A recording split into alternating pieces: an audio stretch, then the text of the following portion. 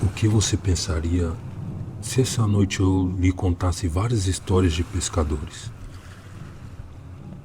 Essas pessoas têm uma profissão que, em parte, e dependendo da região e do tipo de pesca que realizam, envolve um certo nível de risco, tanto em relação à natureza quanto a pessoas mal intencionadas. O que nos traz aqui é o inexplicável, o paranormal, e não importa onde pescam, sempre existe a possibilidade de se depararem com algo assim. Enquanto preparamos as varas e as iscas, permita-me acompanhá-los em qualquer atividade que estejam realizando. Ou relaxem e desconectem-se um pouco do estresse e da pressa do mundo exterior. Melhor ainda, preparem-se junto a nós com uma bebida de sua preferência, que eu os contarei esse relato, vindo diretamente do México, de um anônimo. Eu sempre tive fascinação pela pesca. Meu pai, mais do que qualquer outra pessoa, foi quem me transmitiu o gosto por esse esporte. Há muitos anos, meus amigos também nos acompanhavam, desde que éramos crianças, quando meu pai e eu íamos pescar. Éramos vizinhos e eles também acabaram gostando. Acredito que isso tenha acontecido no meio dos anos 90. Já éramos adultos, e meu pai não pôde nos acompanhar naquela ocasião, em nossa viagem a Porto Escondido. Nessa viagem estávamos 2 amigos e um amigo de um deles, do condutor, o qual nós não gostávamos muito. Eu já explicarei mais tarde o porquê. Enquanto dirigimos pela estrada que passa por São Gabriel, São Pedro e chega a Porto Escondido, tudo estava indo muito bem. Mas após passar por São Gabriel e voltar para a estrada que era cercada por vegetação dos 2 lados, por volta das 16 horas, vimos um homem caminhando. Isso nos pareceu muito estranho, porque já estava bastante adentrado na estrada e ele parecia um pouco mais velho. Ele parecia estar tendo dificuldades em carregar 2 caixas de metal, como se fossem de ferramentas. Enquanto observávamos, discutíamos se deveríamos ou não oferecer uma carona para levá-lo um pouco mais adiante em seu caminho, se ele quisesse, claro. Todos tínhamos opiniões diferentes, mas no final decidimos, para quando alcançamos o homem, a levá-lo. Boa tarde. Para onde o senhor está indo? Boa tarde, jovem. Não vou muito longe. Chego lá em pouco tempo. Não, senhor. Suba. Nós estamos indo para Porto Escondido. Podemos levá-lo até onde o senhor quiser. Se quiser, vamos direto. Está tudo bem. Então, muito obrigado. O senhor subiu. E devo dizer que ele era velho. Não estou exagerando. Ele parecia ter cerca de uns 100 anos. Enrugado e encurvado. Mas conversava muito bem e era muito educado. Quando o vimos caminhando, pensamos que teria dificuldade em carregar aquelas caixas, mas ele não demonstrou qualquer esforço. Ele nos disse apenas que iria um pouco mais adiante, mas nunca especificou exatamente para onde. Enquanto isso, nós falávamos sobre nossa viagem de pesca e outras coisas. No entanto, essa pessoa que eu disse ser mais amiga do dono do barco não nos agradava muito a mim e a meu outro amigo, que estávamos sentados atrás com o senhor. Eu não quero parecer rude, mas ele era muito imprudente em muitas ocasiões. Foi aí que ele, mais uma vez, nos mostrou que não estávamos errados sobre ele. Ei, senhor, o que traz aí nas caixas? perguntou ele. Claro, não era nosso assunto o que ele levava nas caixas. O senhor respondeu muito educadamente que não era nada que tivéssemos que nos preocupar. Ainda me lembro a sua reação à resposta do senhor.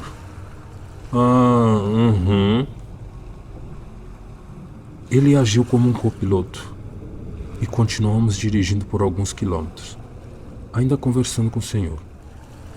Então, o copiloto se moveu para trás e perguntou novamente ao senhor, desta vez com a intenção de incomodá-lo, perguntando o que estava nas caixas e o porquê ele estava sendo tão evasivo.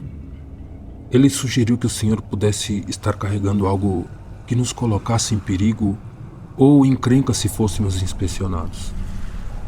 O senhor respondeu da mesma forma que antes, talvez com outras palavras, mas o copiloto, imprudente como era, estendeu a mão para pegar uma das caixas. O senhor reagiu rapidamente, dando um tapa na mão do copiloto. O copiloto começou a xingá-lo e o senhor respondeu. Nós nos metemos para separá-los e já estávamos envergonhados com a situação. O copiloto voltou ao seu lugar e nós pedimos desculpas ao senhor em voz baixa, só entre nós. Ele nos disse que não havia problema e que entendia, mas percebemos que seu temperamento havia mudado. Não passou muito tempo depois de termos cruzado São Pedro e esse homem disse que desceria ali. Isso nos pareceu um pouco estranho, pois era exatamente no trecho onde não havia nada. São Pedro já estava bem para trás e a próxima cidade estava muito mais à frente.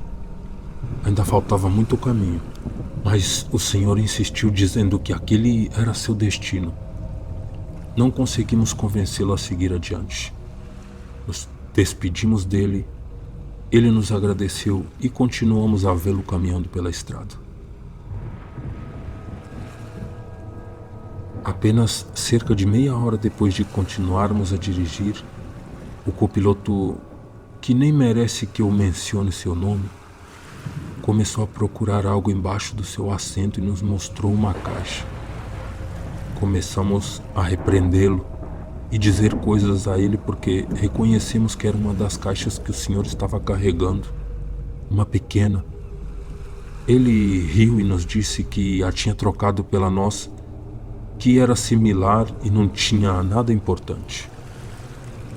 Enquanto pedíamos ao senhor que nos permitisse levá-lo mais adiante, onde não estava sozinho, especialmente porque já estava escurecendo, nos sentimos tão mal em ele pensar que éramos todos ladrões por causa desse acontecimento. Mas já era tarde para voltar atrás e o copiloto continuou mexendo na caixa, com dificuldade para abri-la. Depois de um tempo, ele conseguiu e todos vimos o que estava dentro. Dentro daquela caixa pequena de metal, havia uma folha de papel completamente em branco, como se fosse para embrulhar presentes ou algo assim. Não havia absolutamente nada mais. Todos nós ficamos olhando e nos perguntando para que diabos ele estava carregando aquilo na caixa. Nesse momento, meu amigo que estava dirigindo grita. Um grito desses que você sabe que algo terrível aconteceu e faz você esperar o pior. E a razão é que, quando todos nós olhamos para o meio da estrada, o senhor estava de pé nos encarando. Eu, sinceramente, cobri meus olhos e esperei pelo impacto, pois ele estava muito perto de nós e não acredito que meu amigo teria conseguido evitar a colisão por conta própria. Só escutei meus amigos gritando também, pedindo para irmos embora, e o motorista repetia que eu tinha atropelado, que tinha atropelado ele. Meu amigo lhe dizia que não tinha acontecido nada, que tínhamos atravessado por ele. O outro, o imprudente, também estava muito assustado e perguntando se tínhamos visto o rosto dele, que estava completamente deformado. Eu só consegui ver que era o senhor vestido da mesma maneira, com calças marrons e uma camisa xadrez verde de botões, mas não consegui ver o rosto dele. Nesse momento, todos começamos a gritar com o copiloto, dizendo que tudo era culpa dele por ser tão grosseiro e que não sabíamos em que confusão ele nos tinha metido agora. Até mesmo seu rosto mudou por causa disso. Foi algo que realmente nos abalou naquele passeio. Não paramos de dizer a ele o quão errado foi tirar a caixa do que ou de quem quer que fosse, e o quão estranho era que todos nós tivéssemos visto o Senhor ao mesmo tempo. Graças a Deus, não aconteceu mais nada, mas o susto acredito que nunca nos deixará, especialmente o outro imprudente. Em resumo, eu realmente não sei o que dizer. Apenas que, se não tivéssemos incomodado aquele homem, talvez nada disso tivesse acontecido.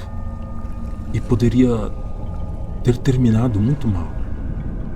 Dizem em muitos lugares que não devemos incomodar os espíritos. Nunca se sabe se é apenas um espírito, uma visão, ou algum ser mal intencionado usando iscas e truques para ver quem cai na tentação. E veja só, que irônico, estávamos indo pescar e quem caiu na isca foi o copiloto. Agora vamos à cidade de Balton, Texas, Estados Unidos, onde Jorge Martínez nos conta. Quando eu tinha 15 anos, era um costume para mim acompanhar meu tio para pescar. Só nós dois íamos, já que seu filho não estava muito interessado. E eu, por outro lado, estava mais do que feliz fazendo esse esporte. Além disso, eu tinha um ótimo relacionamento com meu tio, e graças a ele conheci muitos lugares interessantes. Na verdade, não me lembro exatamente qual rio estávamos pescando naquela ocasião. Só me recordo de que estávamos na região de Balton, às margens de um rio muito amplo. Um amigo do meu tio havia levado ele lá uma vez, e agora eu estava indo com meu tio, como de costume. Devido ao trabalho dele, sempre íamos à tarde, e dessa vez chegamos à noite. Montamos nossas cadeiras à beira da água, mas o rádio não estava funcionando naquele dia. Ficamos conversando, apenas ouvindo o som da água. Lançamos as varas e ficamos lá por cerca de meia hora, talvez 40 minutos. Houve alguns movimentos nas varas, só isso. Na verdade, eu estava concentrado em minha própria atividade, olhando para o meu lado, sentado à beira da água, a apenas alguns metros do rio. Então, ouvi meu tio levantando a vara de pesca, mas ele também se levantou rapidamente. Eu me virei para ele e o vi de pé, com a vara fora da água, imóvel, olhando para o rio. Dentro da água, a alguns metros da margem, na parte que parecia ser mais profunda, a metade da cabeça de uma mulher emergia, só da parte do nariz para cima. Ela estava nos olhando, mas eu só pude ver a forma da cabeça, o cabelo todo molhado e escuro, e um rosto muito branco, pálido. Meu tio, com uma voz trêmula, como nunca antes, fez o sinal da cruz e sussurrou para mim que devíamos ir embora. Eu não reagi naquele momento. Não sei quanto tempo se passou enquanto eu observava aquilo. Fiquei com um medo que nunca mais experimentei na minha vida. Em questão de segundos, meu tio recolheu tudo. Na verdade, eu nem me mexi. Ele me puxou pelo braço, me colocou na caminhonete e fomos embora dali. Eu não consegui dizer nada. O impacto de ver aquela mulher me deixou completamente paralisado. E não ajudou em nada quando meu tio me disse que fomos embora a tempo, porque aquela mulher já estava saindo da água. Nunca soube o que foi aquilo e não tive coragem de perguntar também. Parei de pescar por algum tempo, mas depois retornei. No entanto, nunca mais falamos sobre isso. Às vezes, entidades ou seres com más intenções também rondam na água e emergem dela. O que você pensaria? Sem dúvida, é uma imagem aterrorizante. Eu não sei como reagiria se visse algo assim olhando para mim dentro da água. E você, o que acha?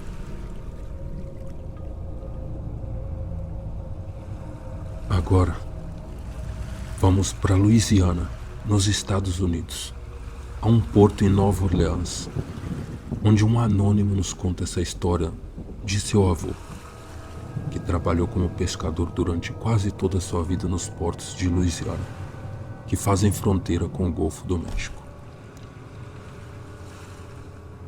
Ele me contou que em um momento de baixa temporada de pesca, meu avô estava tendo dificuldades. A empresa para a qual ele trabalhava estava pedindo uma certa quantidade de peixes por semana, e a situação não parecia estar indo bem na época. Por causa disso, ele começou a passar mais tempo navegando no barco da empresa, já que era a principal fonte de sustento da família.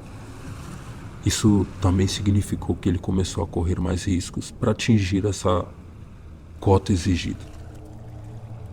Meu avô mencionou que, em uma ocasião, ele e outro pescador da empresa com quem já havia trabalhado algumas vezes antes, decidiram sair para pescar, mesmo com um alerta de possível tempestade. A tempestade não parecia ser forte, mas claro, não era permitido sair para o mar nessas condições. No entanto, meu avô estava muito desesperado e decidiu fazê-lo.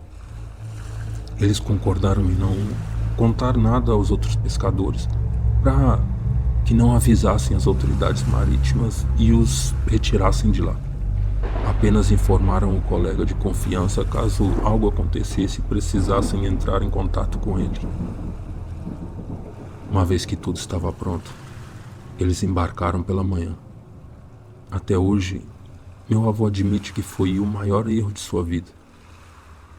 O pior é que ele afirma que percebeu o erro assim que começaram a se aventurar no mar. Mas ainda assim não quiseram voltar porque, de alguma forma, parecia que tudo daria certo. Ele me contou que naquele dia pescaram mais do que esperavam e poderiam ter voltado rapidamente.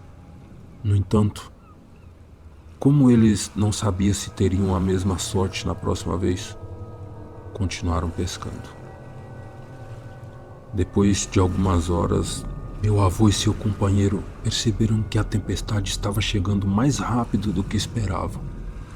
O céu estava ficando escuro e a chuva já tinha começado a cair. Eles recolheram tudo para voltar, mas não seria tão simples assim. As ondas estavam batendo no barco com uma força ameaçadora. As ondas cresciam em altura e volume, e os dois fizeram o possível para resistir. Não tinha outra escolha além de continuar avançando. Mas em uma das ondas mais fortes, depois de um tempo em que a situação piorava cada vez mais, os dois foram lançados de um lado para o outro do barco de maneira tão violenta que o companheiro do meu avô bateu a cabeça no chão e na parede com tanta força, tirando a sua vida naquele momento. Uma grande poça daquele líquido vermelho do corpo se formou dentro do barco misturando-se com a água e com as coisas, enquanto a tempestade continuava a balançá-los de um lado para o outro. Meu avô, no meio de tudo aquilo, chorou ao perceber o que lhes acontecera por terem tomado aquela decisão. Ele me contou que sentiu que em breve passaria pelo mesmo que seu companheiro e que ninguém os encontraria até que, depois de um tempo, a tempestade passou. Quando as coisas ficaram mais calmas, pelo menos no mar, ele organizou toda a bagunça. O corpo do seu companheiro foi colocado de lado, coberto com uma lona, enquanto meu avô continuava chorando, assustado com tudo que estava acontecendo. O pior era que ele não tinha certeza de onde estava agora. Ele começou a navegar na direção que pensava ser o norte, mas sem uma bússola ou qualquer indicação. Muitas coisas haviam se perdido devido à tempestade, e isso aconteceu nos anos 80, quando a comunicação era mais limitada. A noite chegou e o meu avô estava perdido e assustado, mas ele não desistiu. Felizmente, o céu estava limpo naquela noite, então não havia mais risco de outra tempestade. No entanto, meu avô ainda se sentia muito mal por seu companheiro. Acompanhado apenas pelo som das ondas, começou a ouvir algo mais. Ele me contou que ouvia várias vozes sussurrando, mas não no barco ou em cima dele. Era como se estivessem falando com ele de baixo. Muitas vozes. Ele começou a assoviar, a cantar, fazer barulho para não ouvir aquilo, pensando inicialmente que fosse sua imaginação. No entanto, à medida que continuava a avançar, ele percebeu que não era a sua imaginação. Havia realmente pessoas falando debaixo do barco. Claro, ele sabia que isso não fazia sentido e estava ciente de que não era possível. Além disso, eles diziam algo a ele, ou melhor, pediam algo a ele. Mas ele não me contou o que era.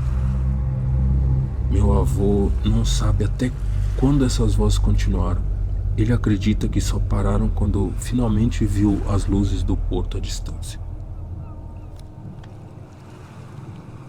Ele avançou por um tempo e, quando chegou ao porto que conhecia muito bem, viu várias autoridades esperando por ele. Nesse ponto, não era para aplicar multas ou punições. Ele sabia muito bem como funcionava tudo, mas sim para trazê-lo de volta em segurança. Quando chegou até eles, ele ficou aliviado ao ver que seu companheiro, sobre o qual haviam contado que sairiam, estava com eles, com a polícia. Ele estava preocupado porque não haviam o avisado que já haviam retornado. Foi uma cena muito triste contar às autoridades e ao seu companheiro o que havia acontecido com seu colega. Todos subiram no barco, revistaram suas coisas e seu companheiro sem vida. E enquanto desciam algumas coisas, meu avô ouviu alguém atrás dele dizer: "Obrigado por não me deixar." O outro companheiro que estava esperando no porto respondeu a meu avô de costas, dizendo que não era nada, era para isso que estavam lá. No entanto, não havia mais ninguém com eles, pelo menos perto, e essa voz, de acordo com meu avô, era do colega falecido. Mesmo que ele ainda pensasse que tinha imaginado isso porque seu outro companheiro respondeu, ele não sabia quem o havia feito, e também não era momento de explicar isso. No entanto, meu avô ficou se sentindo muito mal por isso, sentindo medo, tristeza, raiva. Ele passou por uma série de emoções naquela noite. Sim, houve um processo legal, é claro, em relação ao que aconteceu, pois foi muito imprudente de ambas as partes fazer o que fizeram. No entanto, no final, meu avô conseguiu seguir em frente com sua vida. A responsabilidade era de cada um, e os anos se passaram. Eu cresci, e quando meu avô me contou isso recentemente, eu decidi escrever a sua experiência. Havia um detalhe que ele não havia me contado até agora. Foi quando ele me disse que aquelas vozes pediam a ele enquanto ele as ouvia no mar. Ele disse que agora sabe que não as imaginou, que ouviu claramente muitas vezes naquela noite que as vozes pediam a ele para jogar o corpo do seu colega na água, para deixar o corpo ali. Por isso, meu avô acredita que seu companheiro, mesmo após a sua morte, agradeceu a ele por não deixá-lo no mar com quem sabe o quê. Às vezes pensamos que as experiências inexplicáveis, como sobrenatural ou paranormal, só acontecem em terra firme, que só há almas penadas na terra. Mas o que acontece quando nos contam essas experiências que testemunham que, seja o que for que não seja desse plano, pode estar rondando no mar? O que você acha?